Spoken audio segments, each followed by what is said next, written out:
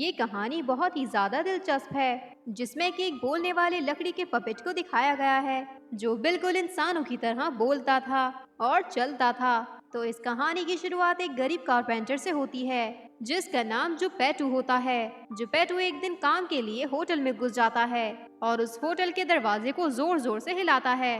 वो दरअसल ये बताना चाह रहा था कि ये दरवाजा खराब हो चुका है और मैं इसे ठीक कर सकता हूँ।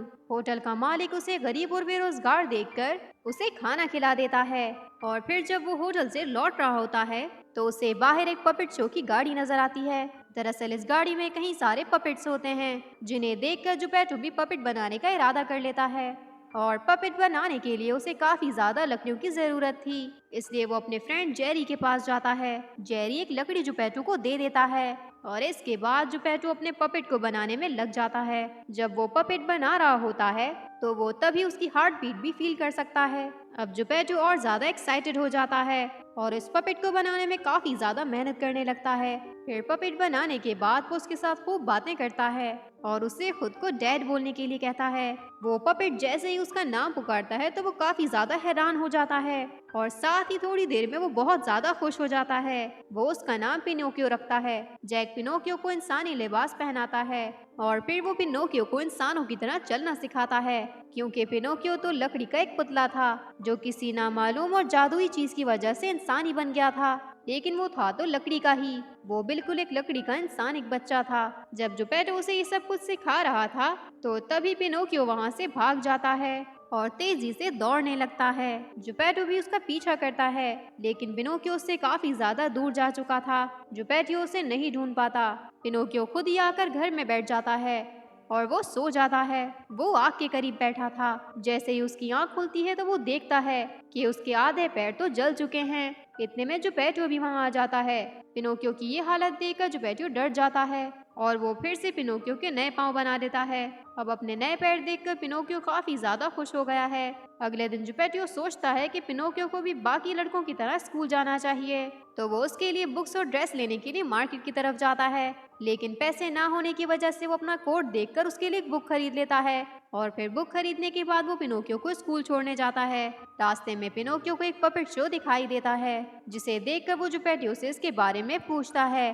तो इस बारे में जुपेटियो से बताता है कि वहाँ तुम्हारे जैसे और भी बच्चे हैं, मगर तुम उन सबसे अलग हो। पिनोकियो को स्कूल छोड़कर जुपेटियो अपने घर की तरफ निकल जाता है, लेकिन पिनोकियो स्कूल में रहने के बजाय पपेट शो देखने चला जाता है, जहाँ टिकट लेने के लिए वो अपनी उसी बुक को बेच देता है। फिर हम देखते हैं कि उस शो के दौरान उन पपेट्स का ध्यान पिनोकियो की तरफ चला जाता है और पिनोकियो को बिना किसी रस्सी के मूव करता देखकर सब पपेट हैरान हो जाते हैं और उसे घेर लेते हैं। ये देखकर शो का मालिक आ जाता है। वो पिनोकियो को पकड़ लेता है। शो खत्म होने के बाद वो अपना सारा सामान लेकर शहर से बाहर चला जाता है। उधर जुपेटियो पिनोकियो को लेने स्कूल जाता है, जहाँ जाकर उसे पता चलता है कि पिनोकियो तो क्लास में आया ही नहीं। ये सुनकर जुपेटियो घबरा जाता है और उसे हर जगह ढूंढने निकल जाता है। इसके बाद वो उसी बुक शॉप पर जाता है जहाँ पिनोकियो ने उस बुक को बेचा था। उसे पता चलता है कि पिनोकियो पपेट शो देखने चला गया था। दूसरी तरफ हम देखते हैं कि पपेट शो का मालिक खाना बनाने की तैयारी कर रहा होता है, जहाँ लकड़ी की कमी के बायस वो पिनोकियो को जलाना चाहता था। जब वो उसे जलाने ही वाला होता है तो वो उसे बताता है कि मेरे डैड काफी गरीब हैं और मैं उनका इकलौता बेटा हूँ, इसलिए मुझे मत जलाइए। पिनोकियो की ये बातें सुनकर उस मालिक को उस पर रहम आ जाता है और फिर वो पिनोकियो को छोड़कर एक दूसरे पपेट को जलाने लगता है। लेकिन फिर पिनोकियो कहता है कि आप उसे मत जलाओ, आप मुझे ही जला लो। अब शो का मालिक पिनोकियो को 5 सोने के सिक्के देता है और उसे आजाद कर देता है। अब हम देखते हैं कि घर लौटते हुए उसकी मुलाकात 2 चोरों से होती है, जिनका नाम फॉक्स और कैट होता है। दरअसल उन्हें इन सोने के सिक्कों के बारे में पता चल गया था। वो पिनोकियो को बच्चा समझकर बेवकूफ बनाने की कोशिश करते हैं। वो कहते हैं कि यहाँ नजदीक एक जमीन है जिसमें इन सोने के सिक्कों को दबाने से वहाँ पेड़ उग जाएगा और इस तरह तुम्हारे पास बहुत सारे सोने के सिक्के होंगे। ये बात सुनकर पिनोकियो उनके साथ चला जाता है। रास्ते में होटल में वो रुक जाते हैं और पिनोकियो के उन सोने के सिक्कों से बहुत सारा खाना खाते हैं और वहीं सो जाते हैं। नेक्स्ट मॉर्निंग फॉक्स और कैट वहां से चले जाते हैं। वेटर उसे बताता है कि वो दोनों तुम्हें जंगल के बाहर मिलेंगे, जिसके बाद वो होटल का मालिक उससे एक सोने का सिक्का ले लेता है, क्योंकि पिनोकियो ने उस होटल में एक रात गुजारी थी। फिर वो जंगल की तरफ चल देता है। रास्ते में उसे एक बोलने वाला कीड़ा समझाता है कि जंगल में ना जाओ, वो दोनों झूठे हैं। लेकिन पिनोकियो उसकी बात नहीं सुनता और उसे पत्थर मारने के बाद वहाँ से चला जाता है। वहाँ वो दोनों कैट और फॉक्स उसका नकाब पहनकर इंतजार कर रहे होते हैं। वो दोनों उसे पकड़ लेते हैं। वो उससे सिक्के छीनने की कोशिश करते हैं, लेकिन पिनोकियो उन सिक्कों को मुंह में डाल लेता है। वो दोनों पिनोकियो की गर्दन में रस्सी डालते हैं और उसे दरख्त से टांग देते हैं ताकि वो उसके मरने के बाद उसके मुंह से सिक्के निकाल सकें। इस तरह वो दोनों सो जाते हैं और फिर एक परी आती है। वो पिनोकियो को बचाकर एक महल ले जाती है। इस महल में पिनोकियो के इलाज के लिए 2 लोग थे जिनका नाम ओल और क्रो था। वो उससे मेडिसिन देकर चले जाते हैं। फिर हम देखते हैं कि पिनोकियो के ठीक होने के बाद वो परी उससे बहुत सारे सवाल करती है, लेकिन पिनोकियो उसकी हर बात पर झूठ बोल देता है। उसके झूठ बोलने की वजह से उसकी नाक लंबी होती जाती है। पिनोकियो की लंबी नाक देखकर वो परी उसकी हेल्प करती है।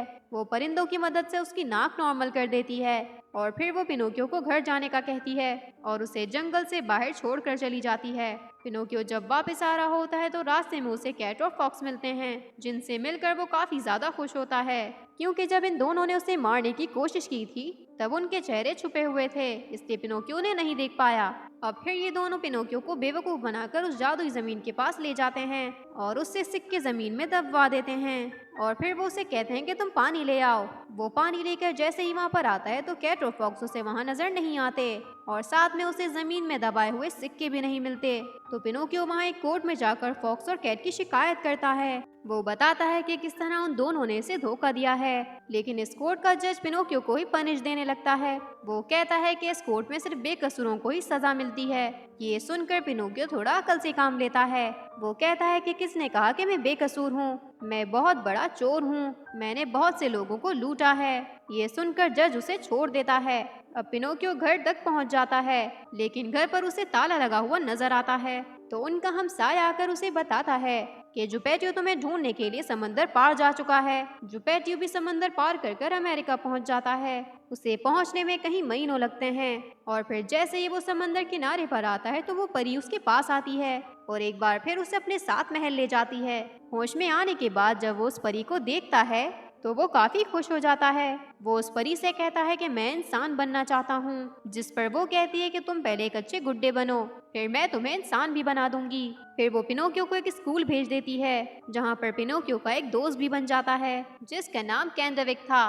पिनोकियो अपने दोस्त कैंडविक के साथ काफी ज्यादा मजे करता है और साथ में अच्छे से पढ़ाई भी करता है। ये सब देखकर वो परी बहुत ज्यादा खुश हो जाती है। वो उससे कहती है कि मैं तुम्हें कल ही इंसान बना दूंगी, लेकिन तभी कैंडविक पिनोकियो को एक जगह के बारे में बताता है जिसका नाम टॉयलैंड होता है। वो उसे बताता है कि वो जगह काफी ज्यादा खूबसूरत है। साथ में कैंडविक उसे बताता है कि वो कल ही उस जगह जा रहा है। ये सुनकर पिनोकियो का भी वहाँ जाने का दिल करता है, लेकिन वो कैंडविक के साथ वहाँ नहीं जा पाता क्योंकि पिनोकियो को उसी दिन परी के हाथों इंसान बनना था। जब वो उसे बाई करने आता है तो पिनोकियो से रहा नहीं जाता और फिर वो कैंडविक के साथ ही टॉयलैंड की तरफ चल पड़ता है। टॉयलैंड पहुंचकर सभी बच्चे मस्ती करने लगते हैं। अगले दिन जब वो सोकर उठता है तो वो देखता है कि उसके कान डोंकी की तरह बड़े हो चुके हैं। ये देखकर पिनोकियो घबरा जाता है। वो देखता है कि कैंडविक के कान भी काफी बड़े हो चुके हैं।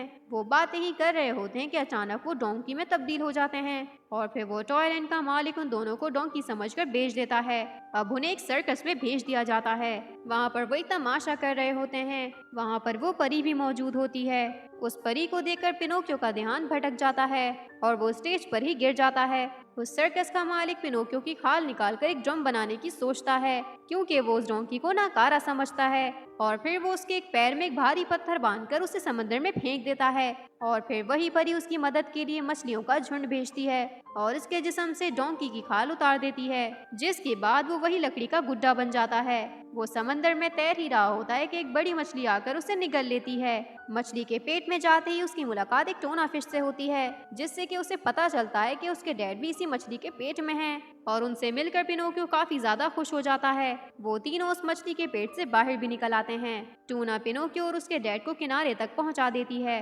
किनारे पर ही उन्हें एक घर भी मिल जाता है। अब हम देखते हैं कि जुपेटियो काफी ज्यादा कमजोर हो चुका था, तो पिनोकियो एक चरवाहे के यहाँ काम करने लगता है। पिनोकियो को यूं काम करता देखकर वो परी काफी ज्यादा खुश हो जाती है और तोहफे में वो उसे एक इंसान में तब्दील कर देती है। जुपेटियो भी ये देखकर काफी ज्यादा खुश हो जाता है और इस तरह हमारी ये मूवी एंड हो जाती है। अगर आपको हमारी ये स्टोरी पसंद आई है तो इस वीडियो को लाइक करना मत भूलें और हमें कमेंट कर ज़रूर बताएं और हमारे इस चैनल को सब्सक्राइब कर दें ताकि हम आपके लिए इसी तरह की और भी वीडियोस बनाते रहें। शुक्रिया।